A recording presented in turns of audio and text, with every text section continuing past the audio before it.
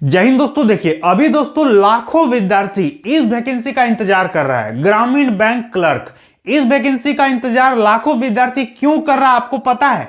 क्योंकि देखिए इस पे आप या तो हिंदी चुन लीजिए या फिर इंग्लिश चुन लीजिए, दोनों में से एक ठो आप चुन सकते हैं। तो यदि आपका इंग्लिश कमजोर है, आपको लगता है कि इंग्लिश में हम नहीं स्कोर कर पाएंगे, तो आप हिंदी ले सकते हैं। तो सबसे बड़ा प्लस पॉइंट तो ये है ग्रामीण बैंक क्लर्क भरने का। दूसरा, इस पे इंटरव्यू भी नहीं होगा आपका, इस पे साक्षात्कार जो होता है वो आपका नहीं लिया जाएगा। शानदार मौका है, आपको भरना चाहिए। तीसरी बात कि राज्यवार यानी स्टेट वाइज वैकेंसी रहता है, आप अपने राज्य में भी पोस्टिंग ले सकते हो। तो इससे बेहतर वैकेंसी अब क्या होगा आप ही बताओ। इसके साथ ही साथ आपका लैंग्वेज के हिसाब से भी नौकरी मिलेगा। जैसे यदि आपको तमिल आता है तो तमिलनाडु से भरो, गुजराती आता है तो गुजरात से भरो। आपका इस पे भाषा के हिसाब से भी पोस्टिंग होता है। और सबसे आसान सिलेबस है। बैंकिंग सेक्टर में जितना भी वैकेंसी है ना, सबसे ईजी इसी पे क्वेश्चन पूछा जाता है। ठीक है, साथ ही साथ प्रमोशन भी 3-4 साल में आपको बढ़िया प्रमोशन देखने को मिलेगा। तो जी हां दोस्तों, आज हम लोग बात कर रहे हैं ग्रामीण बैंक क्लर्क की आने वाली नई भर्ती 2025 के बारे में, जो कि बहुत जल्द आपको इसका फॉर्म देखने को मिलेगा। इस वीडियो में आपको हम कंप्लीट इसका सिलेबस बताएंगे, एज बताएंगे, आपका पूरा डिटेल आपको समझा देंगे। तो आप जितना भी वैकेंसी टारगेट करके रखे हैं ना, एक नंबर में इसको टारगेट कीजिएगा। ठीक है, क्योंकि लाजवाब नौकरी है, आप ले सकते हैं। तो देखिए आपको एक एक करके हम समझा देते हैं। ये सब तो समझ लिया आप। देखिए सबसे पहले ग्रामीण बैंक क्लर्क नई भर्ती 2025 की हम बात कर रहे हैं। सबसे पहले देखिए टोटल पद कितना है। तो टोटल पद दोस्तों 10,000 है। टोटल सीट कितना है? 10,000 आपका वैकेंसी है। IBPS ने कैलेंडर जारी कर दिया, आपको पता होगा। पद का जो नाम है दोस्तों, पद का नाम है क्लर्क। ठीक है, जैसे कि कितने विद्यार्थी, आप सभी मुझे कमेंट में जरूर बताइएगा कितने विद्यार्थियों का टारगेट है, SBI क्लर्क या फिर ग्रामीण बैंक क्लर्क। SBI क्लर्क का अप्लाई डेट खत्म हो गया है, अभी ग्रामीण बैंक का अप्लाई शुरू होने जा रहा है। ठीक है, तो आपको क्या लगता है, आप ग्रामीण बैंक में जाना चाहोगे कि SBI में जाना चाहोगे? कितने विद्यार्थियों ने SBI डाला है? आप सभी विद्यार्थी इसको भी डालिएगा, दोनों में से किसी एक में तो इस बार लेना ही लेना है। देखिए तो पद का नाम हो गया क्लर्क। उम्र की बात करेंगे तो कम से कम यदि आपका उम्र 18 साल है तो आप यहां पर फॉर्म को भर पाओगे। ठीक है, अधिक से अधिक उम्र दोस्तों 28 साल इस पे मांगेगा, जो विद्यार्थी UR कैटेगरी यानी जनरल से बिलोंग करते हो। साथ ही साथ यदि आप OBC होंगे तो 3 साल छूट मिलेगा। SC ST को 5 साल का उम्र में अच्छा खासा छूट मिल जाएगा। ठीक है, यहां हो गया 3-5। अप्लाई करने में कितना पेमेंट लगेगा? तो देखिए दोस्तों, बैंकिंग सेक्टर में पेमेंट थोड़ा सा ज्यादा लेता है, ये कोई नई बात नहीं है। बैंकिंग सेक्टर में पेमेंट थोड़ा ज्यादा मांगता है। तो इस पे दोस्तों आपको 850 रुपए लगेगा जनरल OBC EWS का। बाकी SC ST और महिलाओं का इस पे पैसा नहीं लगेगा फॉर्म भरने में, ये फ्री में फॉर्म को डाल पाएंगे। ठीक है, सिलेक्शन की प्रोसेस की बात करेंगे, इसका चयन प्रक्रिया क्या क्या होता है। तो देखिए इस पे आपको PT देना पड़ेगा सबसे पहले, इसके बाद आपका इस पे मेंस होता है, इसके बाद दोस्तों आपका इस पे DV होता है, और हाँ एक छोटा सा आपका LPT भी होता है।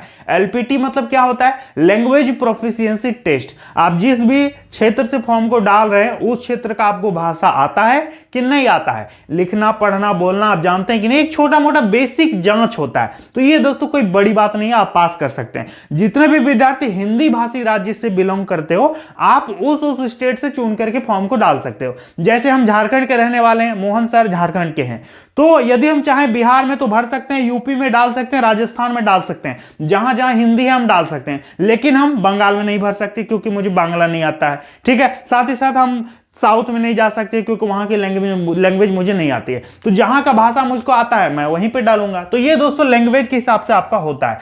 देखिए अभी हम आपको क्वालिफिकेशन, अप्लाई डेट सब चीज समझा देंगे, ध्यान से समझिए। PT का जो सिलेबस रहता है दोस्तों, इस पे 2 ही सब्जेक्ट से क्वेश्चन पूछता है।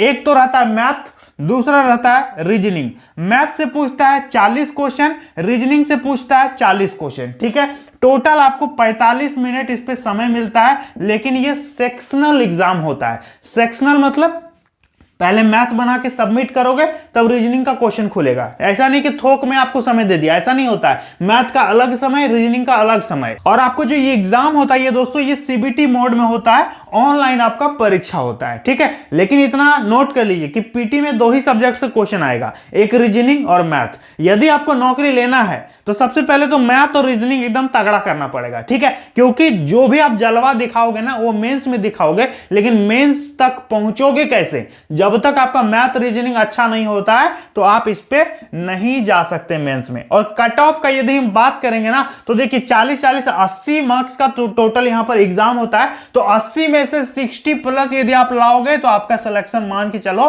पक्का हो जाएगा। एसटी एससी इन लोगों का 55-50 में भी हो जाता है, ठीक है। तो इतना लगभग दोस्तों कट ऑफ जाता है, इससे थोड़ा कम भी रहेगा तो चलेगा। तो ये दोस्तों पीटी में पूछता है। मेंस का सिलेबस यदि हम आपको बताएं तो देखिए मेंस में रीजनिंग पूछता है 40 ठो और इसमें मार्क्स रहेगा 50, 30 मिनट समय मिलेगा। मैथ पूछेगा 40 ठो, मार्क्स रहेगा 50, इस पे भी 30 मिनट समय मिलेगा। जीके और करंट अफेयर्स पूछेगा 40 ठो, 40 नंबर रहेगा, 15 मिनट टाइम मिलेगा।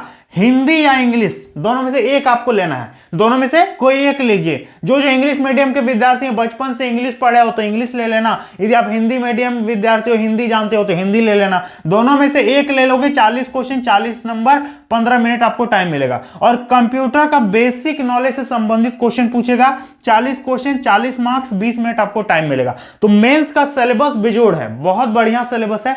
हिंदी इंग्लिश 2 ऑप्शन आपको दे रहा है, ठीक है। सैलरी का यदि हम बात करेंगे सैलरी आपको कितना मिलेगा तो देखिए दोस्तों लगभग 40,000 आपको सैलरी इस पे शुरुआती वेतन मिल जाएगा। काफी लाजवाब वैकेंसी है। और हाँ एक चीज आप नोट कर लीजिएगा कि ये केंद्र सरकार का आप कोई भी वैकेंसी लीजिए, नौकरी लीजिएगा ना तो 8 पे कमीशन अब लागू हो गया है, 8वां वेतन। तो सैलरी सब जगह आपको ज्यादा मिलेगा। रेलवे में भी ज्यादा मिलेगा, एसएससी में भी ज्यादा मिलेगा, बैंक में भी आपको अच्छी खासी सैलरी देखने को मिलेगी। अब सवाल है कि इस वैकेंसी को आखिर कौन अप्लाई कर पाएगा और इसका फॉर्म कब से डलाएगा। तो ध्यान से समझिए, उससे पहले चैनल को यदि आप पहली बार देख रहे हैं मुझे तो सब्सक्राइब जरूर कीजिएगा। तो देखिए दोस्तों कौन कौन इसको भर पाएगा। तो जो विद्यार्थी ग्रेजुएशन पास हो गया है वो यहां पर फॉर्म को डाल पाएगा। कब डाल पाएगा इसका अप्लाई डेट समझिए, मई 2025, ठीक है।